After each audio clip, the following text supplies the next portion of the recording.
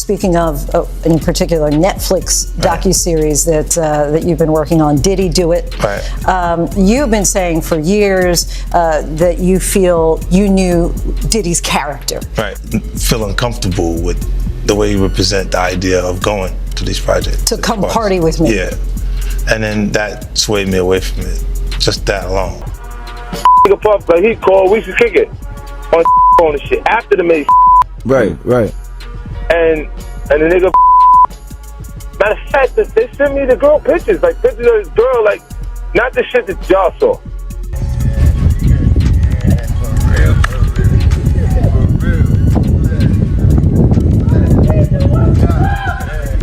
Now, Fifth, when you continuously call Puff, does that affect your relationships in Hollywood? I don't call him gay. I said. Let me read it, Fifth. Oh my God. Sorry I can no longer help you guys. Soon you will all be gay and happy. You are all now left under leadership of Puffy Daddy. Report to the nearest rainbow. Dinner Thieves in theaters January 19th. That's why he says things. He doesn't even know what he's saying is like fruity. You know what I'm saying? Like he says something fabulous and he goes, "Yo, no, we." Burna Boy's name is shaking the industry again, but this time it's tension, not triumph. Rumored footage has sparked confusion and silence around him and Diddy, turning what once looked like a powerful alliance into whispers of pressure and betrayal. Then 50 Cent stepped in, blunt as ever, exposing the quiet power struggle behind the scenes. This isn't just drama, it's influence, control, and an industry suddenly too cautious to even say Burna Boy's name out loud. Isn't it weird that the government was so interested in Diddy's baby oil that they took 1,000 bottles away from his house? If the government took 1,000 bottles of baby oil and somebody had things what appeared to be baby oil, and then you have to listen to the prosecutor. He said that they seized 1,000 bottles what allegedly to be baby oil. Allegedly to be baby oil. So that's telling people that it wasn't baby oil. And people think that that was baby oil, they out their mind. I don't believe it was baby oil. Yo, bro, when they went up in there, they knew what they was gonna find. They knew what was ever in that baby oil or that those bottles that appeared to be baby oil, they knew about that at first. You gotta realize 9 times out of 10, that individual that got caught at the airport, that was supposed to be their carrier, told them what they was doing and what they had. I wouldn't put him past that he told them everything. So when they went up in there, they knew they had to take whatever was out there, and that thing that appeared to be baby oil, they took that.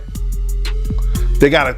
Before the controversy, Burna Boy seemed untouchable, rising from Port Harcourt to global dominance with unstoppable momentum. His partnership with Diddy during Twice as Tall looked like a perfect fusion of worldwide influence and raw African energy. The success was undeniable, but behind the spotlight, pressure began to surface. And Burna Boy hinted at exhaustion and rising expectations, revealing that the same alliance that expanded his reach may have quietly limited his freedom. Fame may shine bright, but it can also confine. Let's see how many of those come back to be baby oil. Bro, listen to me. Costco don't sell that much baby oil. Where you know sell that much baby oil? Yeah, I don't know any store that sell that much baby oil. I know Costco, they came out and said that they don't even sell baby oil. My sentiments exactly. But you personally, right, what do you believe was in the baby oil? If you ever seen a massage parlor being raided and they walking out the people, do they take the massage oil with them when they go? No, they just walk out the people who are being arrested. If you ever seen a person getting arrested and the people being arrested in those brothel houses? Do they take out the stuff in the brothel houses? No, they don't. They take the individuals who are being arrested out the brothel houses. For them to take 1,000 bottles of baby oil,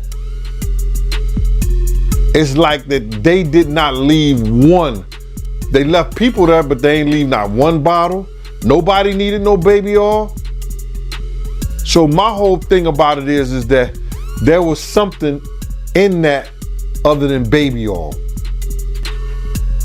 That's why they took all the bottles. And 9 times out of 10, if I would give it a wild guess, it was, and like some of the people told me, it was probably that GHB. What's that? I think it's gamma hydrox.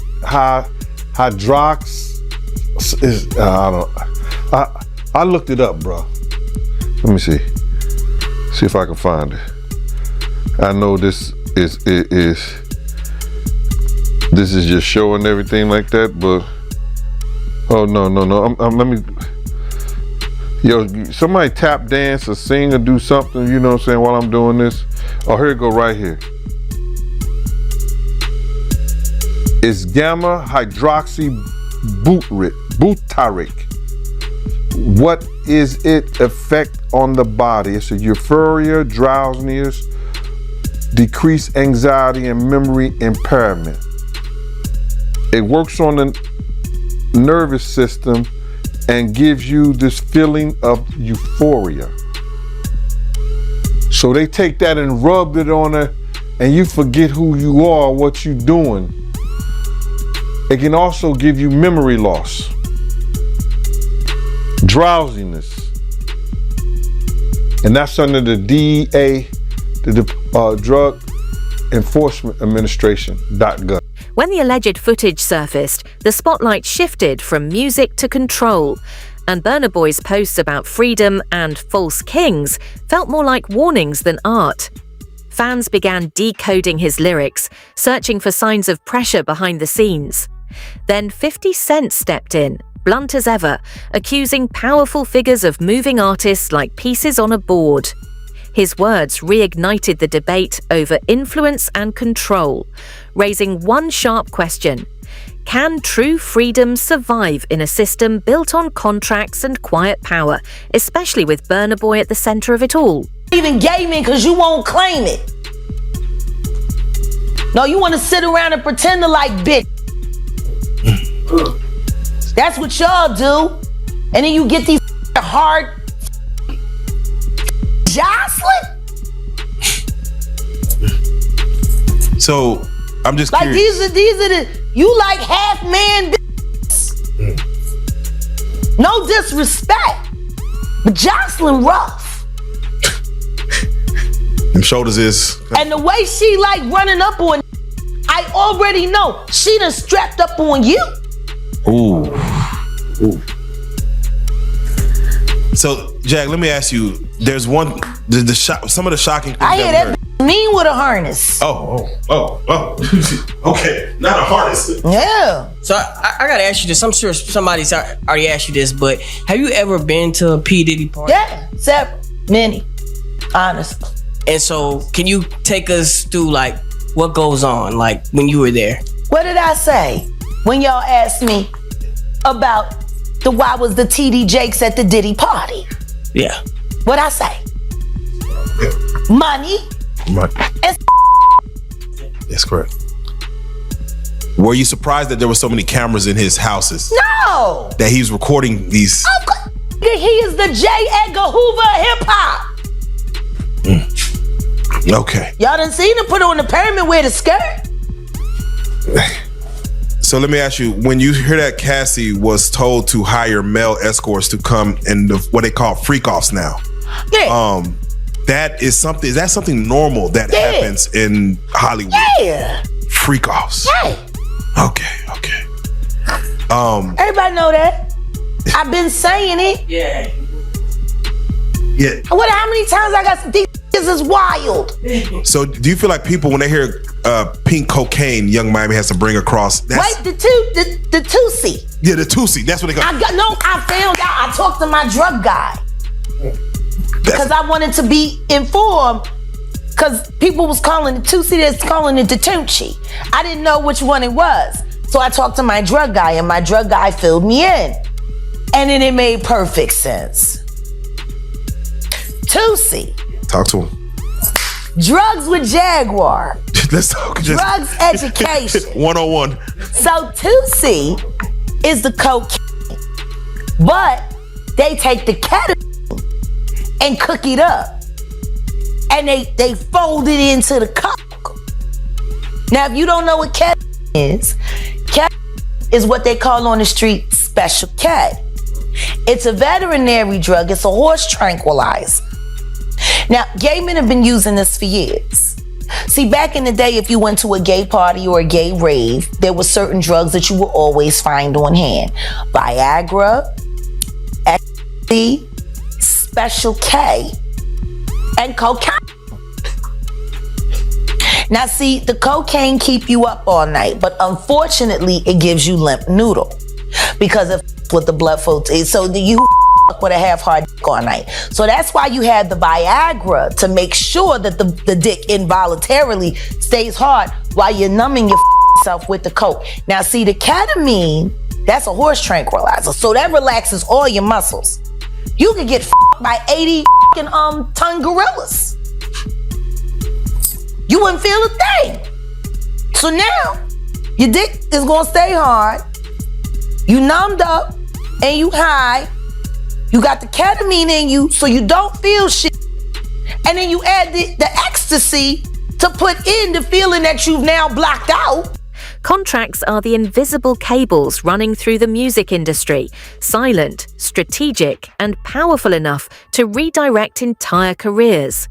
Few know how to navigate that system better than Diddy. Sources suggest Burna Boy's deal may have involved complex splits on royalties, distribution leverage, and touring authority, the kind of terms that slowly turn creativity into calculation. Legal observers often point out that agreements like these, while standard, can blur the boundary between collaboration and control, reducing artists to line items on a ledger. Burna Boy's frustration may not be personal, it could be structural. In a business driven by image and influence, it's the fine print that decides who truly commands the art. A lot of people want to hear these stories and everything like that because this is stuff that happened back in the day. And then maybe that if they knew there was going to ever be a YouTube or they knew there was going to ever be social media, a lot of the stuff probably wouldn't have got played out like it did. But things happen and these are just stories from the past. I would like to use that as, what you call that? Just to clear the facts up what's going on. But it all started, we was in Atlanta. And this story starts when I'm with Puff and he's in exotic bookstores and he's doing shopping, right? He's shopping, getting his stuff and everything like that. So, you know, this is the first time I was ever in an exotic bookstore with Puff. So, you know, I'm giving him his space. He's taking things off the shelves and stuff like that because they gave him a brown paper bag. When they gave him a brown paper bag, he was just putting stuff in there. So I said, damn, you know, he got to go put it on the counter and, you know, show everybody what he's getting. So as he's going, I'm just looking at the places where he's picking stuff from. So there's one part he picked up some things from up here on my left side. And then he picked like quite a few of them down. I was like, okay. He put them in the bag. So when I went by there and I looked up there and it said butt plugs. And I was like, hey, yo, I was messing with him. Because people don't understand, you know, we was like friends. He was a part of the same gang. So I'm still gonna tease him. I'm still gonna mess with him and everything like that. I could do that. It wasn't just no security thing. So I say, yo, what are you getting this for? And it said butt plugs. And he was like, yo, can I do my shopping by myself? I said, yeah, you can do it by yourself, brother. And he started walking and everything like that. When he got to, I just waited at the counter. When he got to the counter, he didn't even have to show the guy nothing. He just gave the guy a wad of money. I mean, like, he gave the guy a stack, something like this. And Puff wasn't the dude that carried no 20s and no 50s or nothing like that. And I mean, like, he just said, boom. And we walked out the store. So we had to leave Atlanta and go to North Carolina for a show. You understand? And it was him, this rapper, Sarah, and this other girl. We all got on a G5 jet, and we flew to G4 jet, and we flew to North Carolina. So later on that, I think that afternoon, same day, this rapper and him, they all in the room together.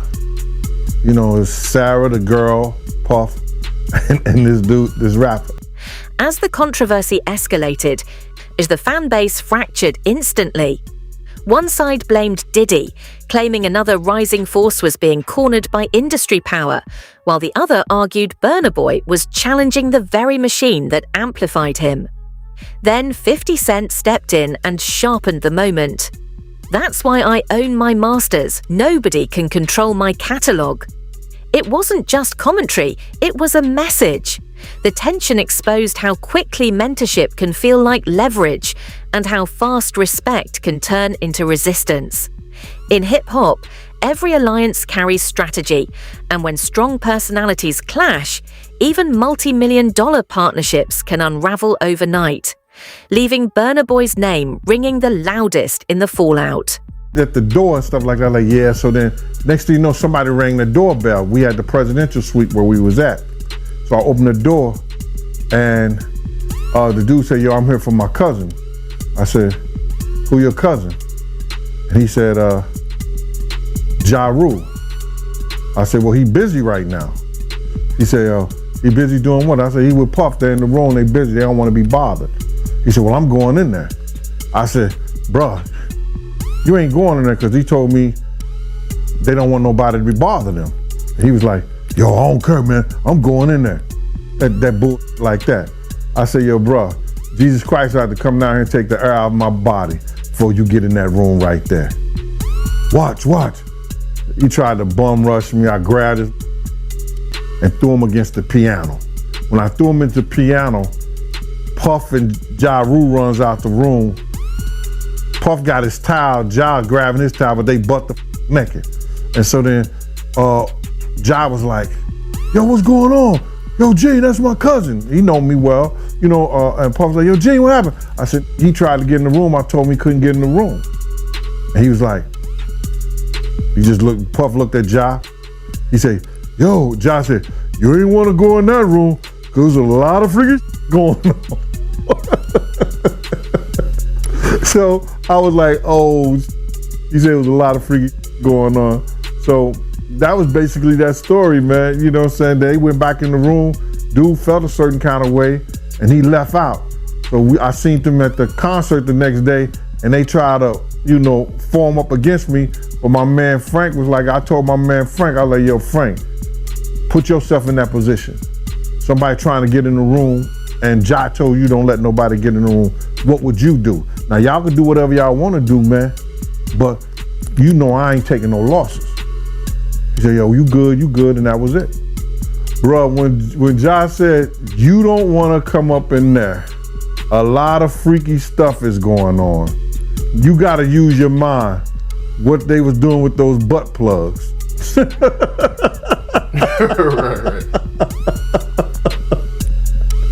Yeah, That moment shifted the entire narrative. In the leaked material didn't just trigger debate about agreements, it forced the industry to confront itself. It raised a sharper question. When influential figures guide emerging artists, where does mentorship end and control begin? Burna Boy's situation pulls back the curtain on fame's hidden cost. The higher the rise, the more the system tries to stake its claim. His journey underscores a hard truth. Success can lift you to global heights, but it can also test your ownership of your voice, your vision, and your autonomy. People, he should have enough money to He check. put the boots to that girl. She's supposed to be a good bitch. No matter who she with. All the time he putting a groom in her. Of course he thought it was still gonna work. He thinks he's God. He ain't doing shit. I raped the f out of that bitch, put the boots to her last time I seen her. Her and her trainer, boyfriend, husband. I don't get no. So you hear about stories of Diddy like shooting people, Yeah. blowing up cars. Yeah. Is he this gangster that behind the scenes that is that him or is that people Shout around out to Wendy Williams, the first woman to uncover the homo thugs. That's what these down low bitches was called when Wendy first started talking about it in the 90s, the homo thug. She talking about Diddy. And then what's the stuff that's happening with Wendy Williams? You think this is all connection too? Of course. They've been waiting. He's been waiting. He was waiting for Kim. Remember? He was waiting. The casket was ready. She was literally casket ready. Some people are saying the whole Wendy Williams documentary that she's pretty much allegedly playing this way to keep herself safe from him, from any unaliving. It's been working for Orlando Brown. Why wouldn't it work for Wendy? To play crazy. Why wouldn't it work? Hey, no. Hey. The oosh gosh whoosh wash. Bop. Orlando's brilliant. Right. Yeah. Y'all spent time with him. We did. Yeah. He's highly intelligent. Yes. Imagine what it's been like to wear this character for this long. No. I can only... That he does is a character. Actually, the shit he does online is the best acting he does. Is he speaking truth? Of course he is. You know? We seen Quiet on set. Major pain in his ass. Literally. Since he was a kid. Man. And then milk around. Talking about expensive pain. In his ass. Wait, this is Philly you're talking about now. Wait a minute, Jack. Me. Wait a minute. He's a Fruit Loop. He Diddy 5. This is Philly. He's a deep fried period. He Diddy 5. He Diddy fried. He the Diddy do our bop. Me. Real rap. You think that audio that they put out was real? Yeah, that was him. Nicki put that out there. That Nicki recorded that at the off in the Calabasas. She been waiting to drop that shit on Meek. Oh, man. She just wasn't gonna tell nobody it was Diddy. But now that Diddy out there, why not? So then who's the guy who's claiming he recorded it? Oh, somebody that got paid? Yeah, he said like I was standing somebody outside the door. that got paid. Yeah. Just like it wasn't seminal fluid that Justin Bieber was wiping away from his mouth when he brought his face up from Odell Beckham's groin in a club with Trey Songz on the lookout. The images are there. Diddy 5. Hashtag. The breakdown erased the glamour and turned the story into a warning, not a spectacle. Burna Boy's situation showed that fame without control is just a polished cage. The clash between power and creativity has always existed, but rarely this loud, this public, and under the industry's full spotlight. They saw what he did to Cassie. With the kicking, the punching, They saw what they did to Cassie. They know that nobody in America like that. So now, these people are represented by a brand. Whether it's something about the music, clothing, movies, they not gonna come out and speak on nothing that has anything to do with them. And they praying that they not on the tape doing crazy stuff, being oiled up in the whole 9 yards. They praying. So until the feds say, hey, yo, listen here. We got you on, hey buddy, we got you on this tape, and girl looked like she was pretty young.